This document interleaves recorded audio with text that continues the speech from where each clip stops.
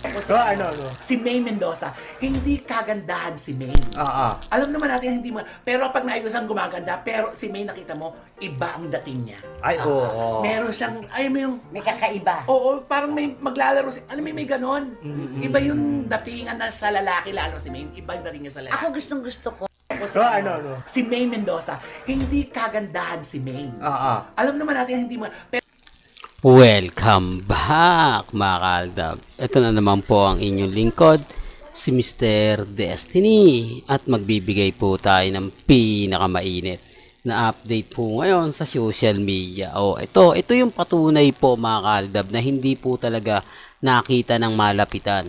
Hindi po, ito yung katotohanan mga kaaldab na paunti-unti binabanatan po ni Christopher Min. Medyo, kumbaga, pasimple lang pero siyempre paniniwalaan to eh. Marami tuloy nagko-komento mga kaaldab. Mr. Destiny, napanood mo na ba?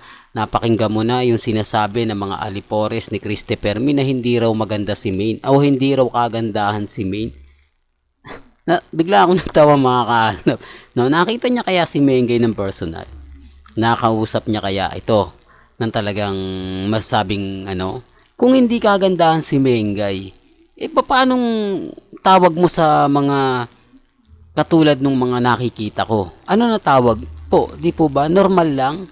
Hindi, ito yung tipo na sinasabi ko mga kaaldab na tapos nire-respeto po nila si Christopher Min. Totoo daw yung mga sinasabi. Okay, ewan ko lang po mga kaaldab. Di po ba? Saan banda hindi maganda si Min? Saan banda na hindi kagandahan si Maine Polkerson? Di po ba? O bakit ayaw ipagtanggol to ng mga Armin at Main fanatics? Bakit hinahayaan lang po nilang tanggapin ang katotohanan na ganito? Siyempre, yung mga iba na hindi po nakita si Main, sasabihin nila hindi pala maganda si Main. Akala ko maganda. Sabi kasi ng iba, super kinis ng muka, super cute ng muka, talagang kumbaga, yung tipong nasa dulo ng dila natin eh. Yung list ng nung kamukha ni Maine na BTS ba yon mga kaaldab? Na idol din ni Alden Richards. Di po ba na nagparitoke? Ganong kaganda si Maine tapos sasabihin nila na hindi yung pagkakaritoke yung katatapos lang magritoke. Kumbaga talagang pinaganda. Si Lisa nga po ba yon? Si Lisa ng hindi ko lang alam mga kaaldab yung mga ganyang kasing bagay basta't hindi sa Aldab, hindi nakakalimutan ko talaga yan. Pasensya na po kayo, baka mabasa ko dahil yan. Ako hindi mo kilala si Lisa ng isang kilalang yun, pasensya na po although kilala ni Alden Richards yun. Sa mga bagay na ganyan, sabi ko nga po sa inyo, mahina po talaga tayo. Malamang pinagtatawanan po ako ng mga nanonood. Di po ba? For the record lang po, pasensya na po. Although kilala ko sa mukha, kilala ko yung banda, hindi ko lang talaga masabi. Di po ba? Kasi pagka alam ko, pag may naliling kasi kay Alden, di po ba, hindi ko na talaga siya pinapansin. Sabi rin kasi ng mga mamis, mga titas, mga senyor, wag mong pansinin niya Mr. Destiny. Pasok sa isang tenga, labas sa kabilang tenga. Di po ba? Yun po yung ginagawa ko. Kaya lang dito mga kaaldab. Pero bago natin to pag-usapan, kung bago ka lang sa channel na to, at isa kang true-blooded Aldab Nation na nagmamahal kina Mengay at Isoy, tama po ang channel na pinuntahan mo. Kaya consider na po kitang bagong subscriber. At huwag mong kalimutang i-share ang mga video po natin sa mga mami, sa mga titas, at sa mga senyor. Kaya nga ulitin ko, i-remind ko lang po, hindi daw po kagandahan si Min.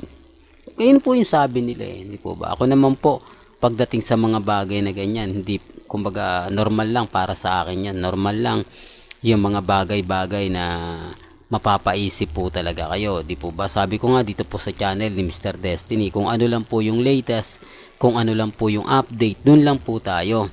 Di po ba? Huwag po kayong basta-basta maniniwala sa mga komento at pahayag po ng iba. Basta sa akin kung ano lang po yung latest, kung ano lang po yung trending, doon lang po tayo.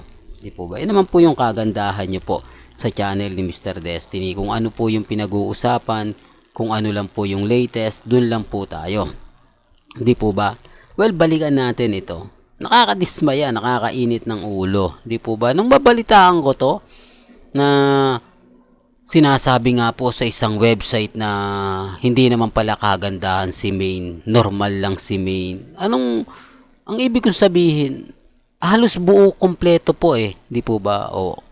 Ito ulitin ko lang po, hindi po tayo Maine fanatics, Aldab po lang tayo. Pero pagdating dito po kay Mengay, syempre medyo ipaglalaban din naman po natin siya, di po ba? Sabi ko nga po sa inyo, maganda po si Maine. Ewan ko lang po kung bakit ganito yung nasabi niya. Hindi ko alam kung ano yung nakita niya kay Mengay na hindi nga po kagandahan. Kasi kung titignan nyo, ilong, mata, di po ba? Although yung reaction niya pagpapangit, di po ba na talagang nag-trademark na sa kanya isang maganda na nagpapapangit. Doon pa lang, di po ba, napakaganda ni Maine. Marami na nagsasabi niya, ang ganda ni Maine, napakaganda. Di po ba sa EAT?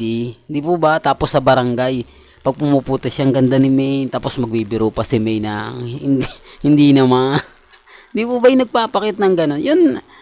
Yun na po mismo nagsasabi. Di po ba? Yun na po yung nagsasabi na kung gaano nga po ba kaganda si Maine. Di po ba?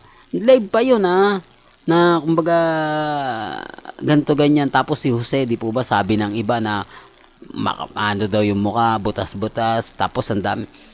Mahirap nga po talaga mag-react pag hindi mo nakita, di po ba? Kasi pag tinanong mo, nakita mo, ano masasabi mo? Gwapo, di po ba? Pangit lang sa telebisyon, pero kung malakikita mo ng personal, masasabi mong gwapo rin, di po ba?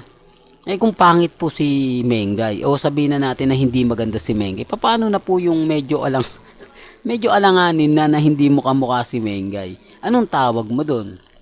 Hindi po ba? Hindi kagandahan. Ano yung tawag mo sa magaganda? Kung hindi nga po kagandahan si Maine, kawawa naman po yung mga nasa paligid niya. Katulad ni Raisa. Anong tawag mo kay Raisa kung hindi kagandahan na sasabihin si Meng hindi pa maganda? Si Raisa at yung mga ibang mas pwedeng bang sabihin na hindi rin kagandahan? Di ba ang same lang po sila ng mukha ni Mengay? Kaya nga po natatawa po ako nang nakita ko to. Wala man lang reaksyon, hindi man lang nagre-react itong mga taong gustong gusto si Christopher Min. Di po ba? Sabi ko nga po sa inyo ngayon, alam nyo na hindi nga po talaga nakita nitong taong to kung gaano nga po ba kaganda si Maine. Mga photos lang ang tinitignan niya. Di po ba? Kaya nga po natatawa ko Baka yung clone po talaga yung nakita niya. Di po ba? Baka talaga yung clone ang kumbaga yung totoong nakita niya. Di po ba? Hindi po posible yun, mga kaaldab. Kaya nga siguro nasabi niya na hindi maganda si Maine dahil clone nga po. Di po ba? Alam naman po natin na minsan yung clone tagilid yung mata, tagilid yung ilong, di po ba? Baka yun po yung nakita niya. Di po ba? Kaya nasabi niya na hindi nga po talaga kagandahan si Maine Mendoza. Pero hindi. Di po ba? Kaya nga po ako, siguro mga kaaldab yun ang nakita niya. Pero kumbaga, siyempre yung iba napapaisip na siguro totoong hindi maganda si Maine. Siguro totoo na kumbaga napupuno lang ng makeup si Maine kaya maganda. Marami na pong mga senaryo itong naglalabasan. Sabi ko nga po sa inyo, kumbaga pagdating sa channel ni Mr. Destiny, updated po tayo. Kaya nga po nang nalaman natin to, hinanap talaga natin yung video. Tinignan po talaga natin na Mr. Destiny, tignan mo nga, may bali-balita nga at may kumbaga sinabi, pero hindi ko naman po napakinggan. May nagsabi lang sa akin na Mr. Destiny, may video na sinasabing hindi raw kagandahan si Maine. Totoo ba yan?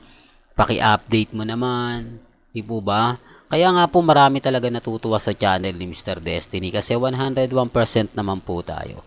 Kung ano man po yung latest, kung ano man po yung trending, doon lang po tayo. Kaya wag po kayong basta-basta maniniwala sa mga sinasabi at pahayag po nila. Ang sa akin lang, kung ano lang po yung latest, doon lang po tayo.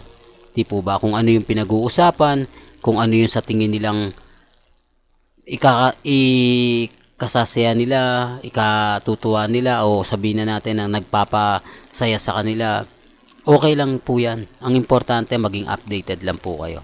Walang dito na lang po yung updates natin kaya kung gusto nyo pa po ng pinaka-latest at sariwang update, abay tumutok lang po kayo dito po sa channel ni Mr. Destiny para updated po kayo sa mga latest at sa mga bagong video po na ilalabas po natin maya-maya lang. Hanggang sa muli, salamat po sa panonood at pakikinig.